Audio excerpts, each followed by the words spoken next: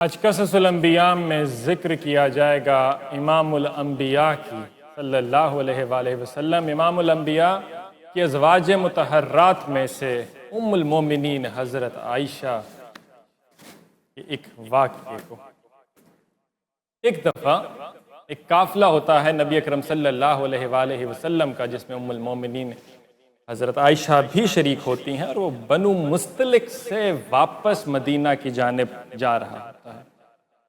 قافلہ بڑھ رہا ہوتا ہے آگے، اور درمیان میں ایک جگہ پر قیام کرنا ہوتا ہے تھوڑی دیر کے لیے۔ حضرت عائشہ اپنی ایک ضرورت کو پورا کرنے کے لیے، ایک ہار تھا جو ان کو لگا کہ گم چکا ہے، اور اس کی تلاش میں سائیڈ پہ جاتی ہیں تو تھوڑا سا قافلے سے دور چلی جاتی ہیں، جہاں پہ ان کی نگاہ سے جو قافلہ ہے وہ اوجھل ہو جاتا ہے۔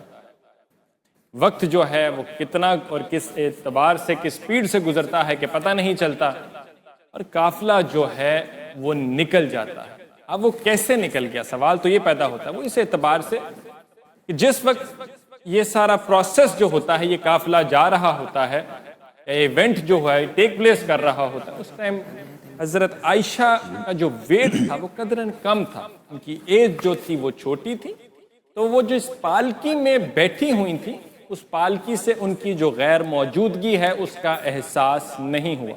ویسے تو وہ نظروں سے اوجھل ہی تھی، پالکی میں قافلہ چلا جاتا ہے، حضرت عائشہ واپس آتی ہیں اور سوچنے پر مجبور ہو جاتی ہیں کہ اب کیا کریں۔ خیال آتا ہے کہ جب یہ لوگ مدینہ پہنچیں گے اور ان کو احساس ہوگا میری غیر موجودگی کا، تو واپس آ جائیں گے، تو مجھے یہیں پر قیام کرنا چاہیے اور میں ویٹ کر لیتی ہوں۔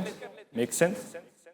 وہیں پہ کھڑی انتظار کر رہی ہوتی ہیں کہ اس دوران میں صحابی صفوان ابن المعطل جو ہیں وہ واپس آ رہے ہوتے ہیں۔ وہ واپس کیوں آ رہے ہوتے ہیں اور بعد میں کیوں آ رہے ہوتے ہیں؟ کیونکہ وہ یوجلی جو سفر تھا وہ 1-1.5 دن بعد کرتے تھے، تاکہ اگر قافلے میں کسی کا سامان رہ گیا ہو، کچھ گر گیا ہو، کوئی پیچھے رہ گیا ہو، تو وہ اس کو ساتھ لے کر آگے آ جائیں۔ وہ کچھ دیری کے بعد ہی آ جاتے ہیں۔ جب وہ آتے ہیں تو دیکھتے ہیں کہ حضرت عائشہ کو وہ وہاں سامنے پاتے ہیں۔ اب کیا کرتے ہیں، خوبصورتی کا عالم دیکھیے کہ اپنا اونٹ جو ہے وہ ان کو دیتے ہیں کہ آپ اس کے اوپر بیٹھیے، میں پیدل چل کر آؤں۔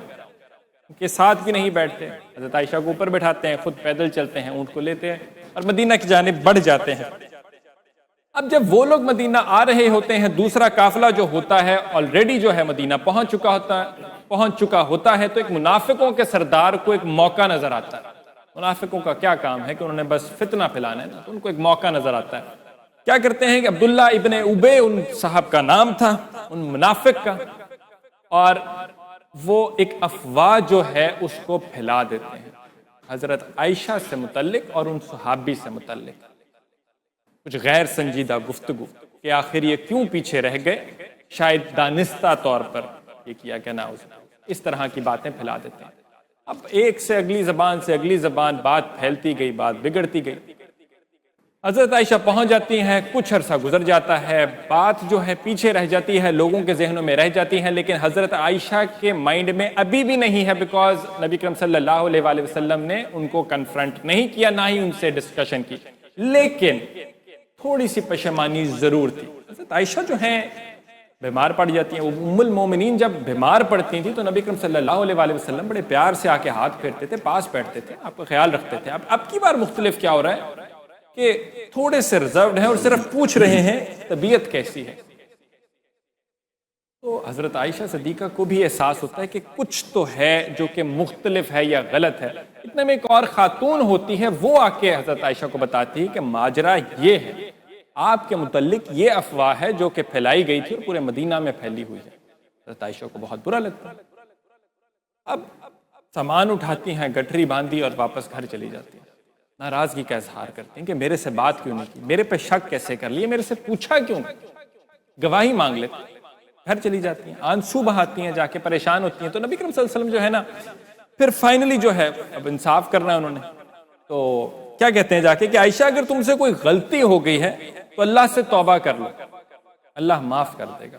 یہ پہلی دفعہ ہے کہ کنفرنٹ کر رہے ہیں، لیکن بڑے ڈھکے چھپے لفظوں میں پھر بھی کہہ رہے ہیں کہ اگر کوئی غلطی ہوگی ہے تو توبہ کر لو، اللہ معاف کرنے والا ہے، اور اگر اللہ معاف کرنے والا ہے تو پھر ہماری کیا مجال، ہم کون ہوتے ہیں۔ تو عائشہ کیا جواب دیتی ہیں؟ کہتی ہیں میں اپنا غم جو ہے صرف اللہ کو سناتی ہوں اور وہ میری صفائی کرے گا۔